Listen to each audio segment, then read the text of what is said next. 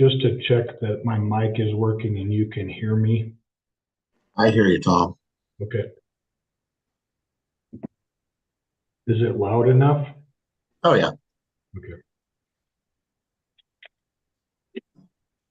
So when did you say you're coming over to the coast? I'm gonna try possibly tomorrow, if not Friday. If not Friday, then it'll be Sunday probably. Okay.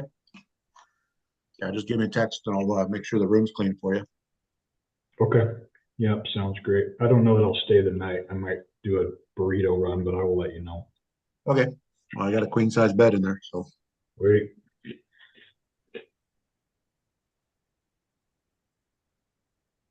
Hey, just so you guys know, it's live streaming.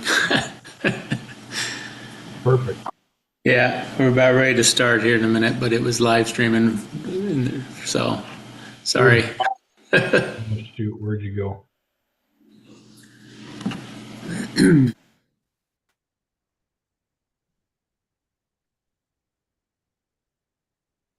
Why does it do that?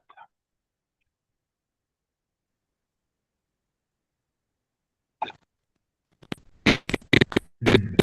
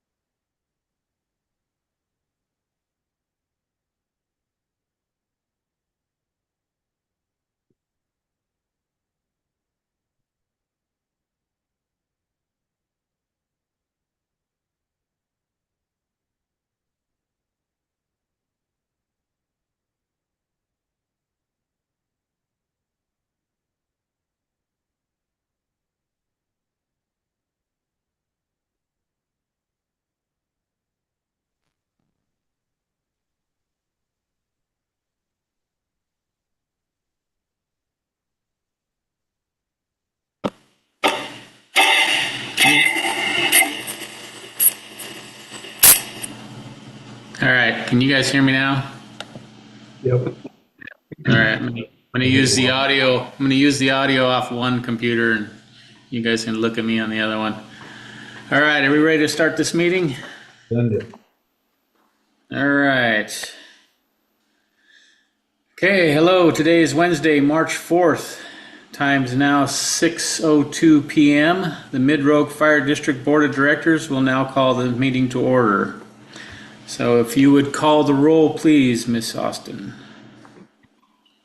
Yes, Director McGowan, Here. Director Benetti,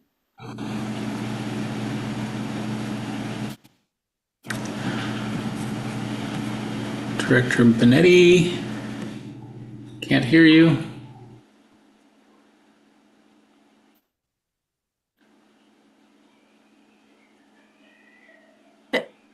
We got a thumb. he got a thumbs up, so yes, he's here.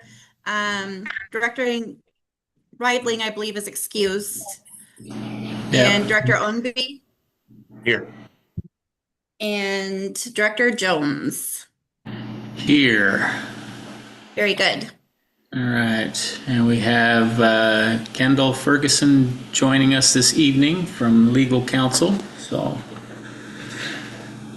all right, moving into item 2, approval of the agenda. There we go. We can see you, Randy. Can we hear you yet? Nope. Yeah, not Oh, here. wait. Yeah. All right. So approval of the agenda. Everybody get a chance? I got a chance to review it and make a motion that we accept the agenda as presented. I'll second All right. that. Okay, I have a motion and a second on approving the agenda. Any further discussion? All right, seeing none, hearing none. Call the roll, please. Director McGowan, Yes. Director Benetti. Thumbs up.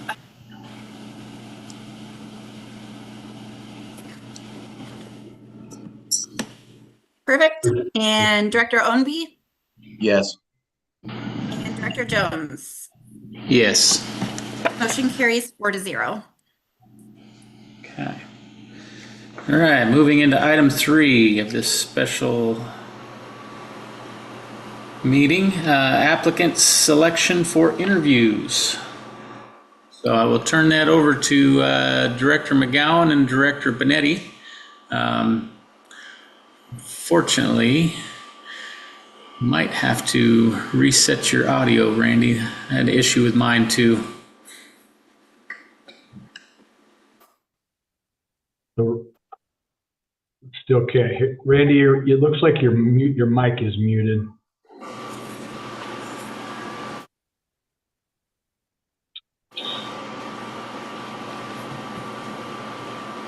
Okay, so I will start, Randy, if I can get your head to nod that you're okay with that. Okay. So I will go ahead and start. Director Benetti and myself, as part of the hiring committee, went through and reviewed all 15 applicants who submitted their information. The majority of them submitted their letter of interest as well as resume. Several of them submitted other supporting documentation to speak to education experience, as well as other facets of their current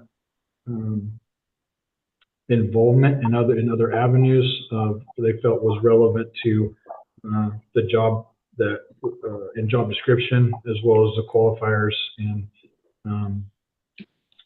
request the things we were looking for in an executive director position. So I'm currently sharing my screen right now. Director Benetti and I have spoke several times, and we align very similarly in our evaluations. Through those evaluations, and what I mean by evaluation, just to be clear, is we looked at the applicants and their provided information in conjunction with and alongside of the minimum and preferred job qualifications. So in those minimum and preferred job qualifications, we put those into a spreadsheet to quantify those. And through our review, we felt candidate 1, candidate 5 and candidate 15 all had they had relevant experience. They had fire, EMS, district, department specific related experience. 2 of the applicants had professional executive experience in Josephine County, so I have some connections, relationships, and some established actions and processes specific to our Josephine County area. One of the things I will speak to is related to the screening of the applicants is something that was outlined in the job description, valid ODL, bondable, and then equivalence of all, as well as a proven record. Those, while some applicants put that they had a valid Oregon driver's license, there were other applicants that were residing in Oregon, and we could only assume if they did or did not have a valid Oregon driver's license. So for the purpose of fairness and equality across the board, we did not score points to valid Oregon driver's license or bondable, meaning as well as proven record. Bondable because through SDIS, if we were able to insure them, basically, I have no way to quantify that. I have an idea based on my experiences of what it would be for an individual, a candidate, and employee to be insurable and bondable. But because I could not, and Director Benetti, I could not quantify that equitably across the board, we did not score points to that, as well as a valid Oregon driver's license and proven record. Director Benetti and I had some discussion about quote unquote proven record, and that really is, we felt, more of a subjective approach from Director Benetti and I. So in relevant experience, we felt there was enough qualifiers or ways to score them and treated all applicants the same from a scoring perspective. So in those, we had candidate 1, candidate 5, and 15 all had very relevant experience to fire service, district, department, public interaction, public process, at an executive level. That was very clear, straightforward. Candidate 9 and candidate 12 both are executives in their respective fields. Both are they come with some education, bachelor's, master's, and there's even there was candidates in a doctoral program. But as an example of quantifiers, if you will, for related experience, their doctoral, their education was not in leadership management. Not that those were important or specific qualifiers, but their career fields that they're currently in. Some of them were healthcare. We had some that expressed an interest that had some manufacturing backgrounds. So relevant to public or private government specifics in process and action. While there was some related experience, they have some executive level experience. One of the candidates, 9, it was 12, I believe, had very well educated, very well involved in lots of process program, volunteer groups, organizations. None of them really were public process, public policy, but still an executive level individual involved in some executive level functions. And in her current field is I would say would be in the forefront of her career field in the areas that she is involved. So Director Benetti and I had some discussion about that, and while they meet minimum qualifications outlined by the job description, I felt it would be at least open for discussion whether we choose to move them past or whether we choose to move them into our initial interview to let them speak more and truly get a very clear picture of what the need is for Mid-Rogue Fire District in our very near and projected future. So I don't know if Director Benetti has his mic available yet. However, he and I both concur candidates 1, 5, and 15 meet minimums as well as some preferred qualifications, and open to discussion or the board's direction on Director Benetti and I's initial review of them meeting minimums. Now, I would not say necessarily meeting preferred or relevant experience for district, department, public, present, forward-facing public entity. Is my audio on? Yep, I got you, Randy. I didn't want to interrupt. I just want to interrupt. Got you with echo now. That's because I have you turn off one speaker and try it on my laptop.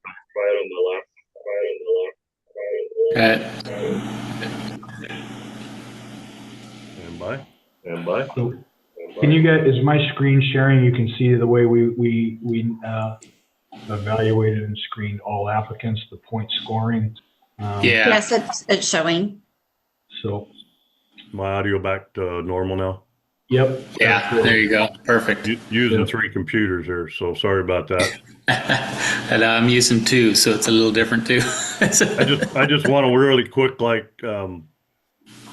make comment that I enjoyed working with Tom on this, and our ideas were parallel all the way through the process, and in trying to be fair in determining which applicants did meet the minimum at some point. There were some that was really tough. I mean, they were, you can see by the chart up here.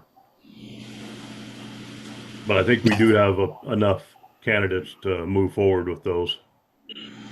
At least 3. I guess even after Director Benetti and I had some discussion, I would support moving candidates 9 and 12 to an initial interview. Yeah. To hear from those candidates what their thoughts are relevant to what we outlined in the job description and the needs for the district moving forward. Because honestly, I'm curious if there's a true understanding of what this position entails and what the need is.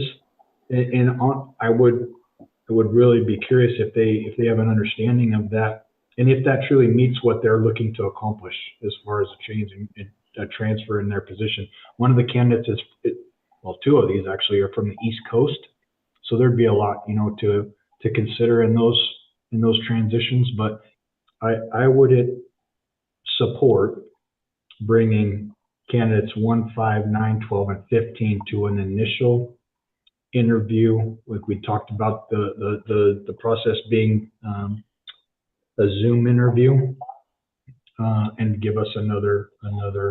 We adopted that as a piece of our process, as well as another screening tool for us and for the candidates to truly have an opportunity to ask questions and clarify any misunderstandings or lack of understanding or lack of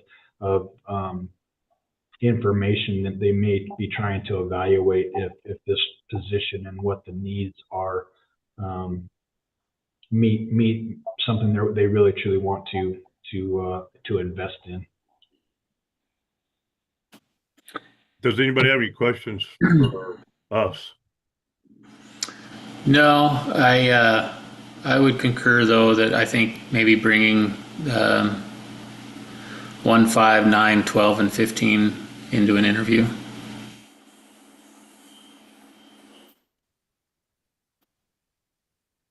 I also want to just express how helpful it was. Cassie put a tremendous amount of effort into giving us all of the information in electronic format, so we were able to review all 15 candidates in a fairly fluid, seamless.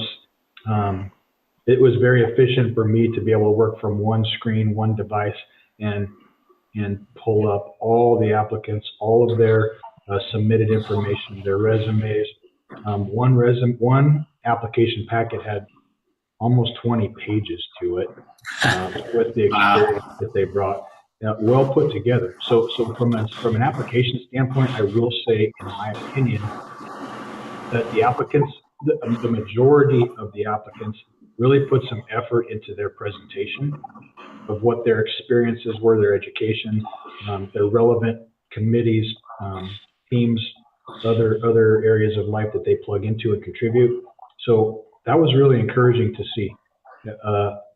I was initially taken back a little bit that we had 15 applicants, but out of those 15 applicants, we had definitely the ones we were presenting and bringing forward to you really put defined effort into what they were packaging for us to review. Nice. I'd like to say that in going through the applicants at first, and I did print all of them out because it was easier for me to sit in my chair and just kind of mark them down and what I needed. I thought for a minute that we were going to have a problem. I really did, because I didn't think we had that many qualified applicants for what we need. So hence, that's the reason for adding the third tab for qualifications. And I took, if Tom moves his cursor over the top of the columns where it says like bachelor's degree, 7 years, actually go over the proven record one, Tom. So that note that's on there says proven record of successful grant acquisition and public funding management. Those words are directly off of our job descriptions. And so by doing that on each one of them, I tried to pull whatever I could, and I went through each application multiple times, trying to be fair and honest that, you know, we were not missing something. The other column to the right of that, I think, move it to just past the total scores, Tom. Is that the military one? Yeah. Yep. So one that the columns we didn't have in there was military. And I had to do two things. One, I had to look up what state law was to make sure that we were compliant with that and how that was going to actually work. And then I had to go back through the applications again to see if anybody had stated anything about military. And there was one applicant that stated he had military, or he had certifications from the Army and training. Did not say anything about ever being an enlisted member of the military, and nor did he request preference points. So in the end, we have nobody that has preference points for military. So we don't need to worry about that aspect of the hiring process. Other than that, I think it's pretty self-explanatory.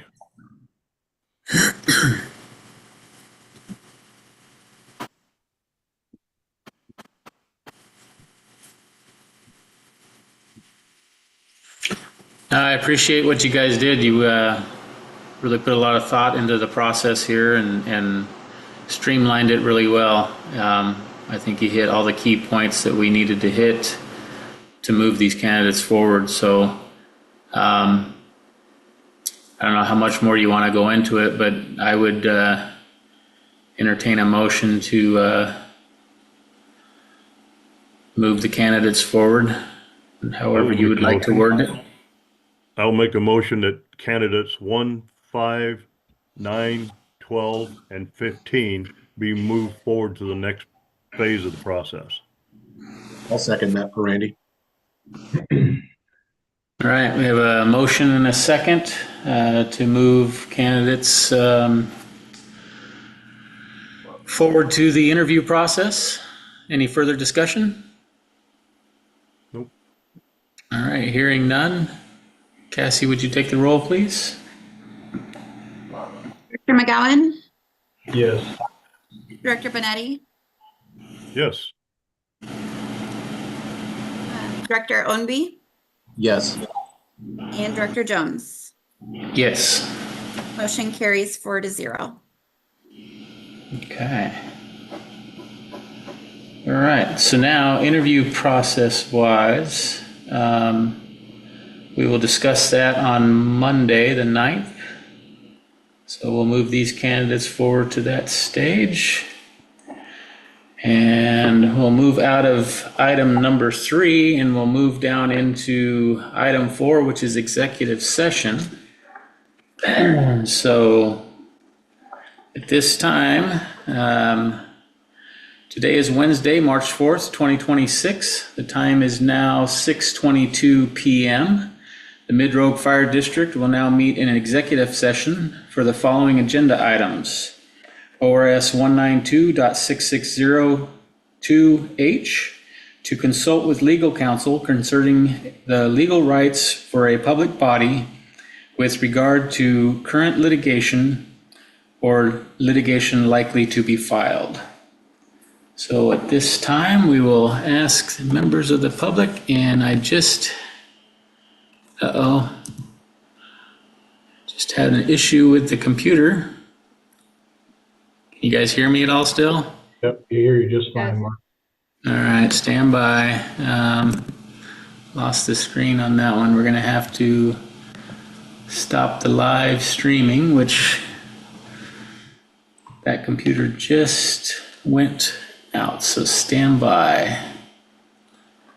Let me see if I can get back into this.